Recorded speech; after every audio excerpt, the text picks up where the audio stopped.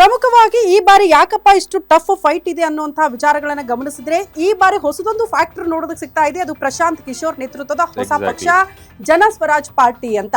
243 ಕ್ಷೇತ್ರಗಳಲ್ಲೂ ಕೂಡ ಈ ಪಾರ್ಟಿ ಈ ಬಾರಿ ಸ್ಪರ್ಧೆ ಮಾಡಿದೆ. ಅವರ ಶಕ್ತಿ ಏನ್ ಗೊತ್ತಾ?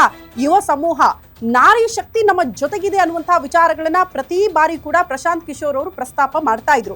ಹಂಗಾಗಿ ಇವರಿಂದ ಏನಾದ್ರೂ ಸ್ವಲ್ಪ NDAಗೆ ಹೊಡೆತ ಬೀಳಬಹುದಾ ಅನ್ನುವಂತಹ ಪ್ರಶ್ನೆಗಳಿದೆ. ಗೊತ್ತಿಲ್ಲ.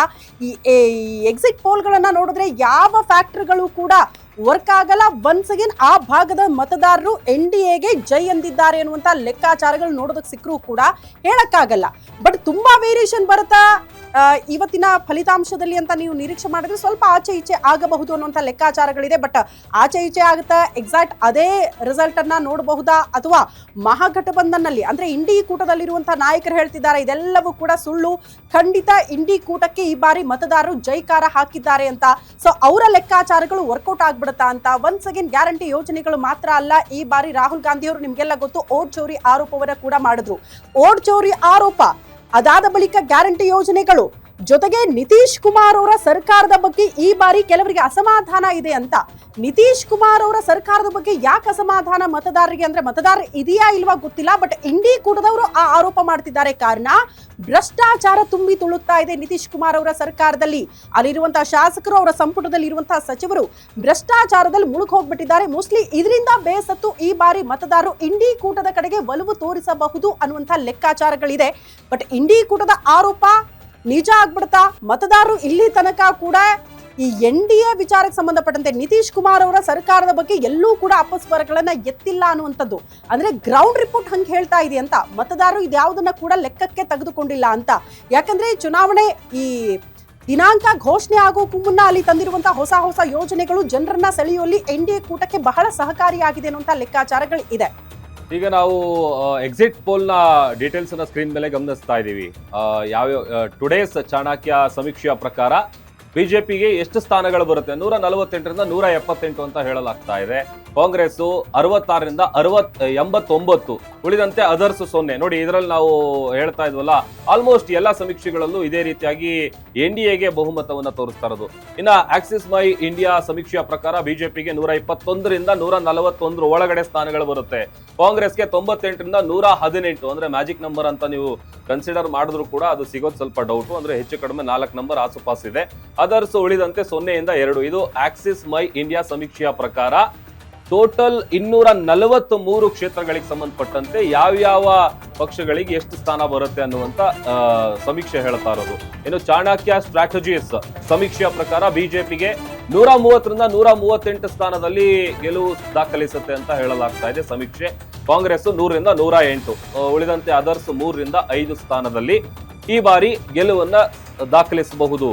ಇದು ಚಾಣಕ್ಯ ಸ್ಟ್ರಾಟಜೀಸ್ ನ ಸಮೀಕ್ಷೆಯ ಒಂದು ಫಲಿತಾಂಶ ಈ ರೀತಿಯಾಗಿರೋದು. ಈ ತರ ಬರಬಹುದು ಅಂತ. ಇನ್ನ ದೈನಿಕ್ ಭಾಸ್ಕರ್ ಇವರ ಸಮೀಕ್ಷೆ ಪ್ರಕಾರ ಬಿಜೆಪಿಗೆ 145ರಿಂದ 160, ಕಾಂಗ್ರೆಸ್ಗೆ 73ರಿಂದ 91, ಅದರ್ಸ್ 5ರಿಂದ 10. ನೋಡಿ, ಈ ಎಲ್ಲಾ ಸಮೀಕ್ಷೆಗಳು ಏನ್ ಹೇಳ್ತಾ ಇದೆ, NDAಗೆ ಇಷ್ಟು ಸ್ಥಾನ ಬರುತ್ತೆ, ಇಷ್ಟು ವಿಧಾನಸಭಾ ಕ್ಷೇತ್ರಗಳಲ್ಲಿ ಗೆಲ್ಬಹುದು ಅಂತ. ಬಟ್ ಇದು ಎಕ್ಸಾಕ್ಟ್ಲಿ ಇದೇ ರೀತಿಯಾಗಿ ಇವತ್ತು ಫಲಿತಾಂಶ ಹೊರಗಡೆ ಬರುತ್ತಾ ಅಥವಾ ಇಲ್ವಾ ಅನ್ನುವಂಥದ್ದು. ಉಳಿದಂತ ಯಾವುದೇ ಚುನಾವಣೋತ್ತರ ಸಮೀಕ್ಷೆಗಳು ಆ ರಿಸಲ್ಟ್ ಅನ್ನ ನೋಡ್ತಾ ಹೋದ್ರೆ ಇಂಡಿ ಕೂಟಕ್ಕೆ ಹತ್ತತ್ರ ಮೆಜಾರಿಟಿ ಬರೋ ಹತ್ತತ್ರನೂ ಇಲ್ಲ ನಂಬರ್ಸ್, ಅದ್ರ ಒಳಗಡೆ ಇದ್ದಾರೆ ಅಂತ. ಬಟ್ ಇಂಡಿ ಕೂಟದವರು ಈ ರಿಸಲ್ಟ್ ಅನ್ನ ಒಪ್ಕೊಳ್ಳೋದಕ್ಕೆ ಸಾಧ್ಯ ಇಲ್ಲ ಅಂತ. ಗೊತ್ತಿಲ್ಲಪ್ಪ, ಇದು ಫಲಿತಾಂಶ ಬಂದ ಬಳಿಕ ಒಂದು ಆರೋಪ ಇದೆಯಲ್ಲ, EVM ಹ್ಯಾಕ್ ಆಗ್ಬಿಟ್ಟಿದೆ, ಇಲ್ಲೇನೋ ಸಮಸ್ಯೆ ಆಗಿದೆ, ಇಂಥ ಆರೋಪಗಳು ಮತ್ತೆ ಸಹಜವಾಗಿ ಓಟ್ ಚೋರಿ ಬೇರೆ ಚಾಲ್ತಿಯಲ್ಲಿದೆ. ಬಿಹಾರದಲ್ಲೂ ಆ ತರದ್ದು ಆಗಿದೆ ಅಂತ ಕಾಂಗ್ರೆಸ್ ಅವರು ಆರೋಪ ಮಾಡಿದ್ರು ಆಶ್ಚರ್ಯ ಏನಿಲ್ಲ. ಯಾಕಂತಂದ್ರೆ ಈಗ ಆಲ್ರೆಡಿ ಸಹಿ ಅಭಿಯಾನ ಆರಂಭ ಮಾಡಿದ್ದಾರೆ. ಓಟ್ ಚೋರಿ ಮಾಡ್ಕೊಂಡೆ ಬಿಜೆಪಿ ಅವರು ಅಧಿಕಾರಕ್ಕೆ ಬರ್ತಾ ಇದ್ದಾರೆ ಅಂತೇಳಿ. ಒಂದ್ ವೇಳೆ ಕಾಂಗ್ರೆಸ್ ಏನಾದ್ರು ಆ ತರದ ಸನ್ನಿವೇಶ ಇಲ್ಲಿ ಎದುರಾದ್ರೆ ಬಿಹಾರ ಎಲೆಕ್ಷನ್ ಅಲ್ಲಿ ಬಹುಶಃ ಅದನ್ನ ಮತ್ತೆ ಮುನ್ನೆಲೆಗೆ ತಂದ್ರೆ ಆಶ್ಚರ್ಯ ಏನಿಲ್ಲ. JVC ಸಮೀಕ್ಷೆಯ ಪ್ರಕಾರ ಬಿಜೆಪಿ 135ರಿಂದ 150, ಕಾಂಗ್ರೆಸ್ 88ರಿಂದ 108, ಉಳಿದಂತೆ ಅದರ್ಸ್ 4ರಿಂದ 6. ಇದು ಸಮೀಕ್ಷೆಗಳು ಹೇಳ್ತಾ ಇರುವಂತಹ ಭವಿಷ್ಯ. ಬಟ್ ಎಕ್ಸಾಕ್ಟ್ಲಿ ಮತದಾರರ ಮನಸ್ಸಲ್ಲಿ ಯಾರಿದ್ದಾರೆ, ಯಾರಿಗೆ ಮತದಾರ ಪ್ರಭುಗಳು ಜೈ ಎಂದಿದ್ದಾರೆ, ಯಾವ ಪಕ್ಷದ ಕೈ ಹಿಡಿತಾರೆ, ಯಾರಿಗೆ ವಿಜಯದ ಮಾಲೆ ಹಾಕ್ತಾರೆ ಅನ್ನುವಂತ ಕುತೂಹಲಕ್ಕೆ ಕೆಲವೇ ಕ್ಷಣಗಳಲ್ಲಿ ತೆರೆ ಬೀಳುತ್ತೆ. ಏನು ಕೌಂಟ್ ಡೌನ್ ಸ್ಟಾರ್ಟ್ ಆಗಿದೆ, ಮತ ಎಣಿಕೆಯ ಕಾರ್ಯ ಕೂಡ ಆರಂಭ ಆಗುತ್ತೆ. ಹೀಗೆ ಒಂದ್ 2-3 ಸಮೀಕ್ಷೆಗಳನ್ನ ಹೊರತುಪಡಿಸಿದ್ರೆ 100ರ ಗಡಿ ಕೂಡ ಕಾಂಗ್ರೆಸ್ ದಾಟ್ತಾ ಇಲ್ಲ ಅನ್ನುವಂಥದ್ದು ಒಂದ್ ರೀತಿ ಕಾಂಗ್ರೆಸ್ಸಿಗೆನೆ ಟೆನ್ಷನ್ ಸ್ಟಾರ್ಟ್ ಆಗಿರೋದು. ಮ್ಯಾಟ್ರಿಕ್ಸ್ ಸಮೀಕ್ಷೆಯ ಪ್ರಕಾರ ಬಿಜೆಪಿ 147ರಿಂದ 167, ಕಾಂಗ್ರೆಸ್ 70ರಿಂದ 90. ನೋಡಿ, ಇಲ್ಲೂ ಕೂಡ 100ರ ಗಡಿ ದಾಟಿಲ್ಲ. ಅದರ್ಸ್ 0 ಇದೆ. ಇದು ಮ್ಯಾಟ್ರಿಕ್ಸ್ ಸಮೀಕ್ಷೆಯ ಪ್ರಕಾರ ಯಾವ ಪಕ್ಷ ಗೆಲ್ಬಹುದು, ಯಾವ ಪಕ್ಷಕ್ಕೆ ಎಷ್ಟು ಸ್ಥಾನ ಬರಬಹುದು ಅನ್ನುವಂತ ಲೆಕ್ಕಾಚಾರಗಳನ್ನ ಸಮೀಕ್ಷೆಗಳು ಹೇಳ್ತಾ ಇರೋದು. ಬಟ್ ಎಕ್ಸಾಕ್ಟ್ಲಿ ಈ ಸಮೀಕ್ಷೆಗಳು ಯಥಾ ಪ್ರಕಾರವಾಗಿರಬಹುದು ಅಂತಲ್ಲ, ಬಟ್ ಒಂದು ಅಂದಾಜಿನ ಪ್ರಕಾರ ಸಮೀಕ್ಷೆ ನಡೆಸ್ತಾರೆ. ಆ ಸರ್ವೆಯಲ್ಲಿ ಮತದಾರರ ಮನಸ್ಸನ್ನ ಅರ್ಥಕೊಳ್ತಾರೆ, ಯಾರ ಪರವಾಗಿ ಒಲವಿದೆ, ಯಾವ ಪಕ್ಷದ ಕಡೆಗಿದ್ದಾರೆ ಮತದಾರರು ಅನ್ನುವಂಥದ್ದನ್ನು ಅದರ ಆಧಾರದ ಮೇಲೆ ಈ ಒಂದು ಸಮೀಕ್ಷೆಗಳು ಹೇಳುವಂಥದ್ದು. But in fact sometimes exit poll ನಲ್ಲಿ ಏನ್ ಬಂದಿರುತ್ತೆ ಅದು ನಿಜ ಕೂಡ ಆಗಿದೆ. At the same time exit poll ಗಳಲ್ಲಿ ಬಂದಿರುವಂತಹ ವಿಚಾರ ಏನಿದೆ ಅದು ಉಲ್ಟಾ ಕೂಡ ಆಗಿರುವಂತಹ ಸಾಕಷ್ಟು ಉದಾಹರಣೆಗಳು ನಮ್ ಕಣ್ಣು ಮುಂದೆ ಇದೆ. ನಾ ಹೇಳ್ತಾ ಇದ್ದಂಗೆ ಕಾಂಗ್ರೆಸ್ಗೆ ಏನಾದ್ರು ಒಂದ್ ವೇಳೆ ಬಿಹಾರ ಎಲೆಕ್ಷನ್ ನಲ್ಲಿ ಈ ಎಕ್ಸಿಟ್ ಪೋಲ್ ಗಳಿಗೆ ವಿರುದ್ಧವಾಗಿ ಏನಾದ್ರು ರಿಸಲ್ಟ್ ಬಂದಂತ ಸಂದರ್ಭದಲ್ಲಿ ಅಗೇನ್ ಅವರು ವೋಟ್ ಚೋರಿ ನಡೆದಿದೆ, ಅದ್ ನಡೆದಿದೆ, ಇದ್ ನಡೆದಿದೆ ಅಂತ ಹೇಳಿದ್ರು ಬಹುಶಃ ಆಶ್ಚರ್ಯ ಇಲ್ಲ ಅಂತ ಕಾಣುತ್ತೆ. ಇನ್ನ ಬಿಹಾರದ ಚುನಾವಣೆ ವಿಚಾರಕ್ಕೆ ಸಂಬಂಧಪಟ್ಟಂತೆ ಇನ್ನಷ್ಟು ಮಾಹಿತಿಗಳನ್ನ ನಿಮ್ ಮುಂದೆ ಇಡ್ತಾ ಹೋಗ್ತೀವಿ.